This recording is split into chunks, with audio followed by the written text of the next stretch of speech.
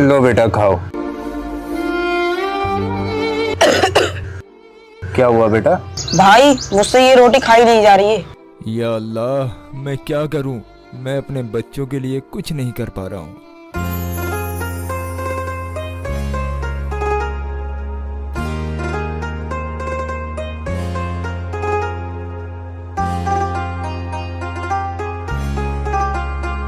पापा ये सूखी रोटी कब तक खाओगे? भाई ये पड़ोसी अच्छा अच्छा खाना खाते हैं, अल्लाह हमें क्यों नहीं देता है? बच्चों, मैं तुम्हारी नाराजगी समझ सकता हूँ। एक बार मेरा काम लग जाने दो, उसके बाद मैं तुम्हारे लिए बहुत अच्छी अच्छी इफ्तियारी और सहरी लेकर आऊंगा इंशाअल्लाह। भाई आप हर बार यही कहते हो। पापा आपने पिछले साल भी यही कहा था, तब भी हमने सूखी रोटी से ही गुजारा किया था।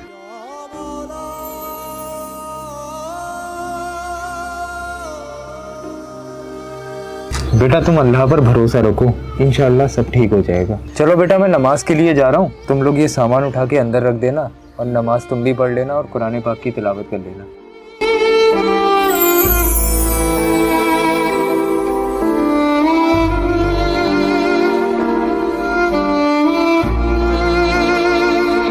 अरे बेचारे तो सूखी रोटी से रोजा खोल रहे हैं।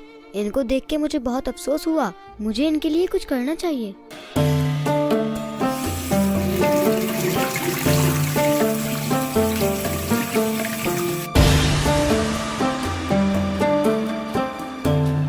भाई वो जो झोपड़ी वाले हैं ना, वो सूखी रोटी से रोजा इफ्तार कर रहे हैं, जिसे देख के मुझे बहुत दुख हो रहा है। तुझे क्यों दुख हो रहा है? जो कर रहे हैं उन्हें कर लेने दे। तू रोजा इफ्तारी तैयारी कर, मैं नमाज के लिए जा रहा हूँ। अरे भाई को तो कोई फर्क ही नहीं पड़ता। अब मैं क्या कर सकती हूँ? चलो इफ्तार तैयार करती हूँ।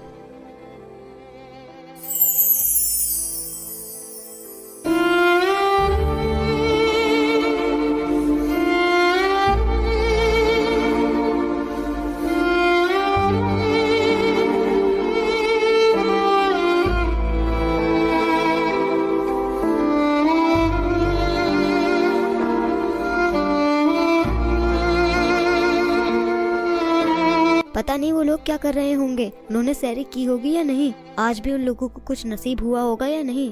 मेरा दिल बहुत घबरा रहा है। या अल्लाह, उनकी मदद फरमाना। 3 बज चुके हैं, उनको देखकर आती हूँ वो लोग क्या कर रहे हैं।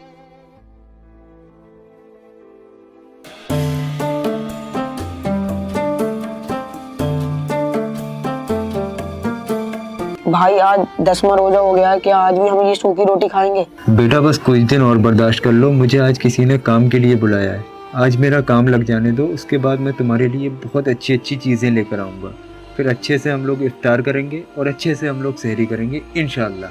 पापा हर बार तुम यही कहते हो। बेटा तुम बिल्कुल फिक्र मत करो, अल्लाह पर भरोसा रखो। मैं काम के लिए जा रहा हूँ ना, बहुत अच्छी अच्छी चीज़ें इंशाअल्लाह शाम को लेकर लौटूंगा।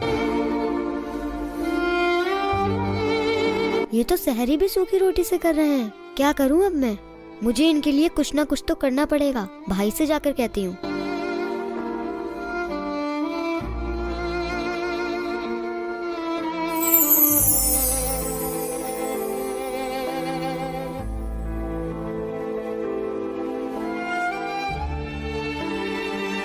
भाई आपने सहरी कर ली?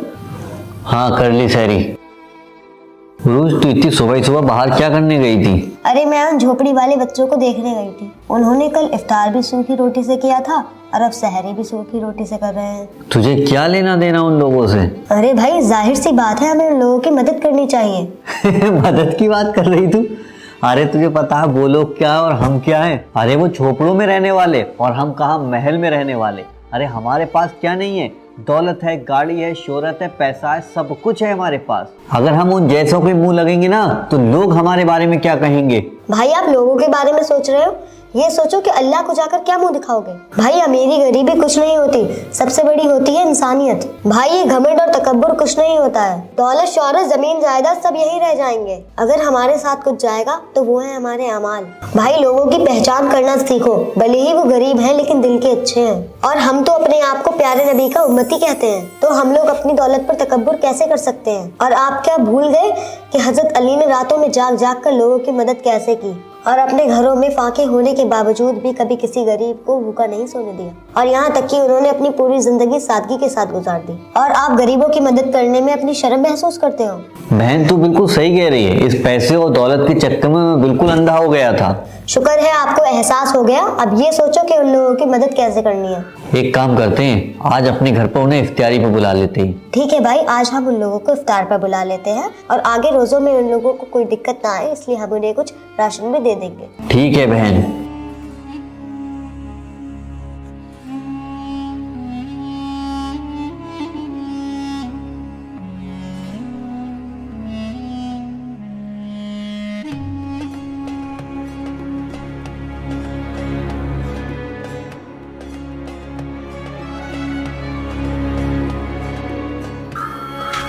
अस्सलाम वालेकुम भाई।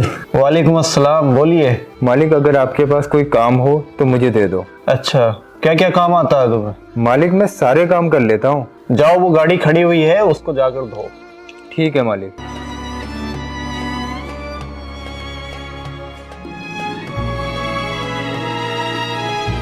शुभ भाई, लगता है कोई नया बंदा आया है। जनाजे पिरोने वालों, फरेब में हो बगौर देखो, मरा नहीं हूँ, गमे नबी में लिबास हस्ती बदल गया हूँ। तो भाई क्या हुआ भाई? तो हुआ भाई, मेरा रोज़ा है जिसकी वजह से मुझे बहुत तेज़ चक्कर आने लगा, कमज़ोरी सी लग रही है मुझे बहुत। चलो कोई बात नहीं भाई, इधर आ जाइए, आप थोड़ा आराम कर लीजिए, आ जाइए।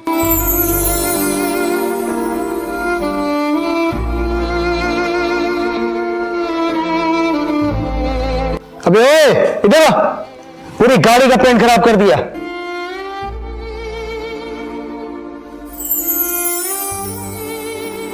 क्यों बे, ये क्या किया तूने? पूरी गाड़ी का पेंट खराब कर दिया। अब मैं अगले कस्टमर को क्या जवाब दूंगा? मालिक, इसका रोजा था, इसको चक्कर आ गए थे।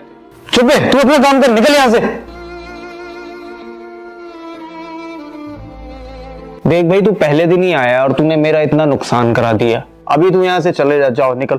मालिक, मैं यहाँ से चला तो जा रहा हूँ, लेकिन जो मेरे पैसे बने हैं वो पैसे मुझे दे दो। क्या बात कर रहा है? किस चीज के पैसे? एक तो तूने मेरा इतना नुकसान करा दिया, ऊपर से पैसे मांग रहा है। मालिक, मेरे छोटे छोटे बच्चे हैं, मैं इफ्तार के लिए काम करने के लिए आया था, मैं उन्हें क्या खिलाऊंगा जाके?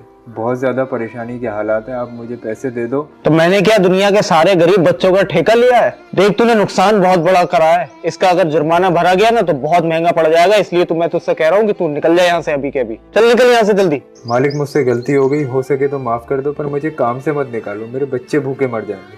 तू मेरा ज्यादा दिमाग खराब करा है, चल निकल यहाँ से, चल। पता नहीं कहाँ कहाँ से आ जाते हैं।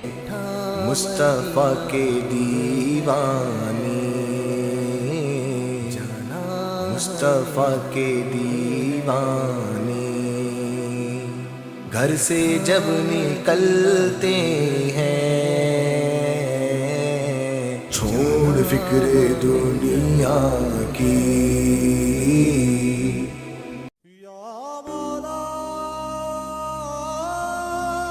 सुनो भाई, भाई सुनो भाई, तुम्हारे साथ बहुत गलत हुआ। तुमने रोजे में पूरा दिन काम किया, लेकिन उसके बावजूद मालिक ने तुम्हें 1 भी रुपया नहीं दिया। इसका मुझे बहुत अफसोस है। कोई बात नहीं भाई, शायद मेरी किस्मत में यही था। भाई खैर, जो भी हुआ मैंने देखा आपके साथ गलत हुआ। भाई, ये तो इंसान की फितरत है, जब उसके पास दौलत आ जाती है तो उसके अंदर तकब्बुर और घमंड आ ही जाता है। खैर, अल्लाह उन भाई साहब को बहुत सारा दे। आप एक नेक बंदे हो, जो आपको बुरा लगा आप मेरे पास आए, इसके लिए बहुत बहुत शुक्रिया। चलता हूँ मैं, अल्लाह हाफिज़। अल्लाह हाफिज़।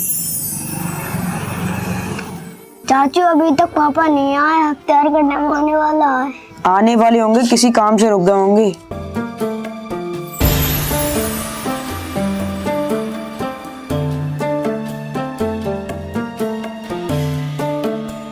बच्चों आओ, आज आप हमारे घर चलो, आज आप रोजा हमारे घर इफ्तार करना। नहीं अपी, हमारे भाई आने वाले हैं, वो हमारे लिए इफ्तियारी लेके आएंगे। अरे बच्चों, तुम्हारे भाई ने ही बोला है, तुम चलो हमारे साथ, तुम्हारे भाई भी रोजा इफ्तार करने आएंगे। आओ बेटा, देर हो रही है इफ्तारी के लिए।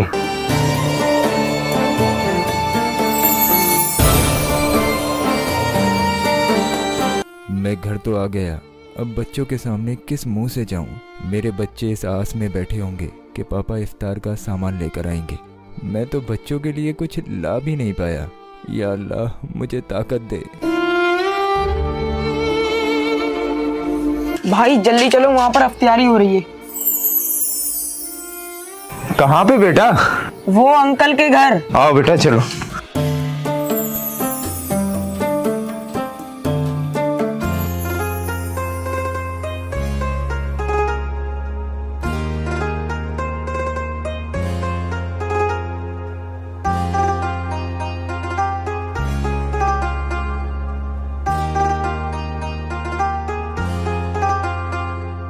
है ये माहे ईमान, है ये माहे फैजान, है ये माहे रमजान। अंकल अभी तक मेरे पापा क्यों नहीं आए? बेटा अजान से पहले आ जाएंगे, हमने भेजा है बुलवाने। किधर है बेटा?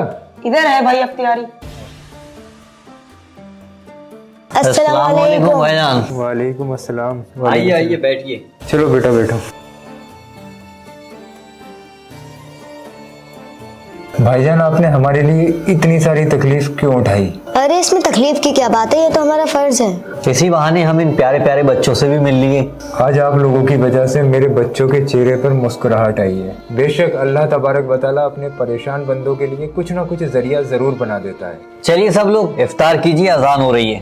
साल में एक बार आता है ये दिन ए मुसलमान, साल में एक बार आता है ये दिन ए मुसलमान।